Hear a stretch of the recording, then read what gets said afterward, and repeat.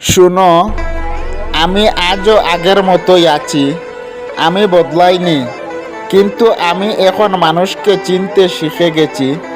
একটা সময় ছিল সবাইকে নিজের ভাবতাম, যে হাসতো তাকে বন্ধু বানাতাম, যে পাশে দাঁড়াতো তাকে আপন ভাবতাম।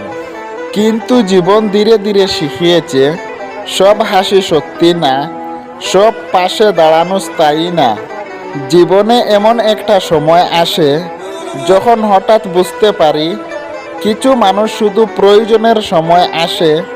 তারা তোমার কষ্ট দেখে না, তারা শুধু নিজের লাভ দেখে। আর প্রয়োজন শেষ হলেই তারা অচেনা হয়ে যায়। হ্যাঁ, কষ্ট হয়, ভীষণ কষ্ট হয়, কারণ যাকে নিজের ভেবেছিলে সেই একদিন দূরে সরে যায়।